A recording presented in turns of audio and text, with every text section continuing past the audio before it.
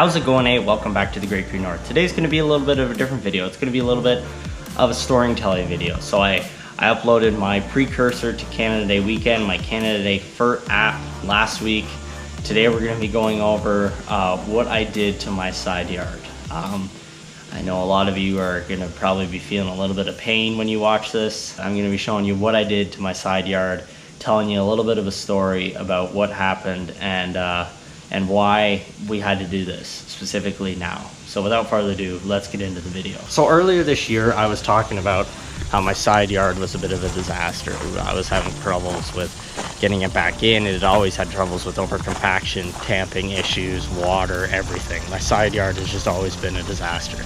And this year I decided was the year that I was gonna get a handle on it. So there was a few things that were involved in getting a handle on my side yard. And the first thing was drainage. So this led to a specific project that we thought over and planned for a few months, and then time kind of got away with us. The pandemic hit and we ended up not getting it done until the summer. So I'm going to show you the carnage about what we did. I'm going to show you a few clips that I posted on Instagram of what we actually dug up.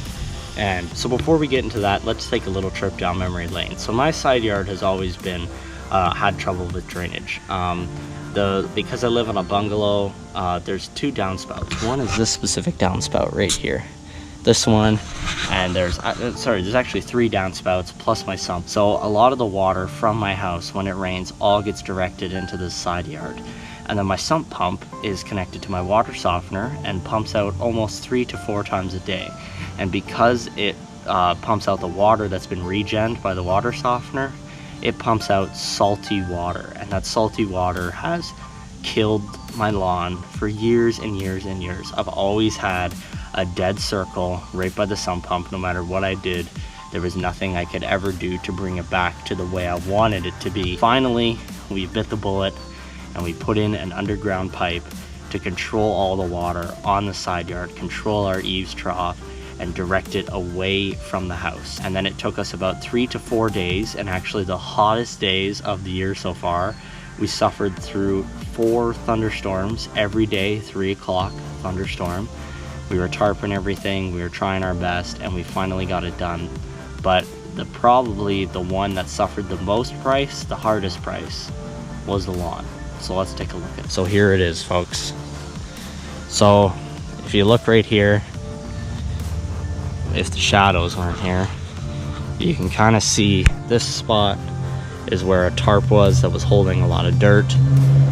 We had spots over here, this is where the tarp was, and then you can see where the trench rate went right down the middle here.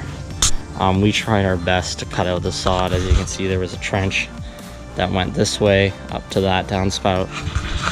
The trench went right down here, so we tried our best to cut out the sod, but you know, everything doesn't work out perfectly. Another one went right up to that downspout, kept going down here, all the way down here. The lawn suffered quite a bit. And not only did it just, so you guys can truly see the carnage over here, this area also had a tarp on it where we piled dirt. And yes, quite a bit of it. It actually looks not as bad as we were expecting, but it still looks pretty darn bad. Now the pipe discharges down here. You can see where the pipe comes out, 4-inch PVC. And you can already see I put down some seed, even though I do know it's not a good time to seed. But I threw it down anyways. You know, some of the areas like over here are completely dirt all the way through here, so we're gonna have to try our best to actually get this to grow, especially because this was sod when it was put down, because we couldn't get seed to grow here. Some areas had to be filled in, like back here.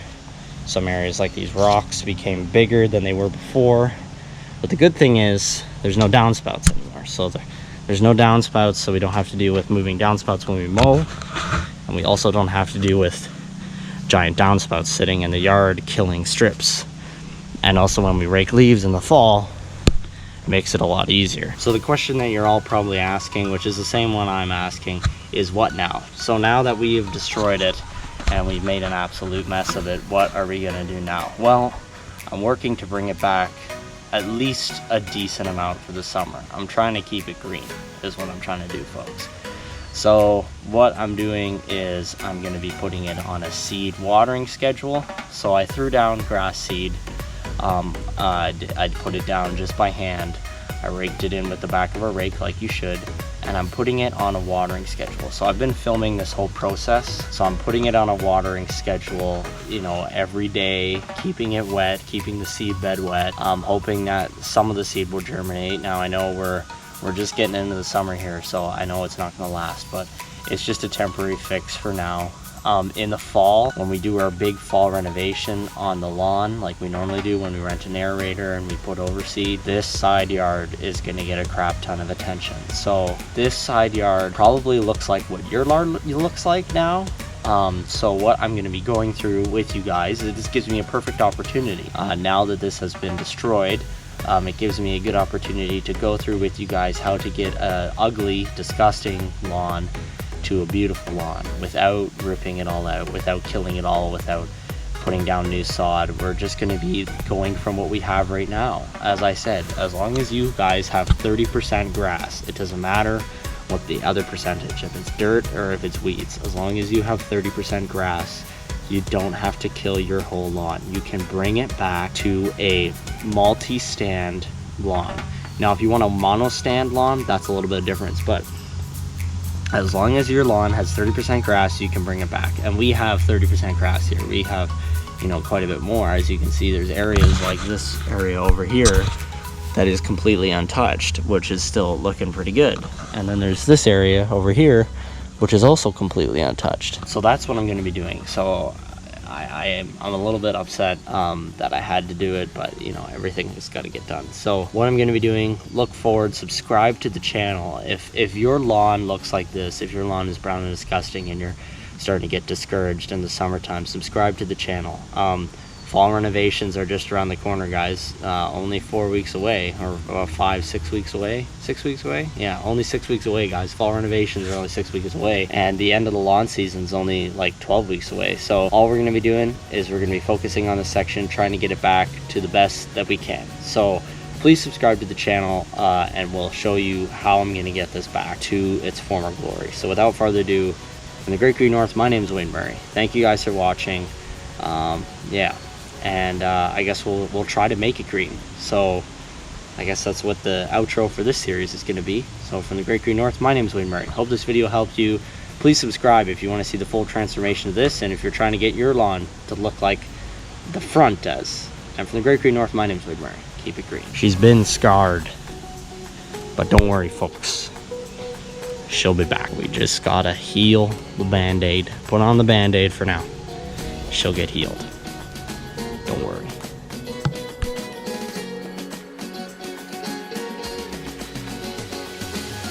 Well, sorry guys if we haven't uploaded a video in a while. As you can see, been pretty busy in the old yard over here, working on doing what we can to clean up and do this drainage project. Found all this brick buried in the ground, so been pretty busy. But hopefully we'll get a video up this week, and there will be upcoming videos about how to recover a lawn after, you know, heavy foot traffic.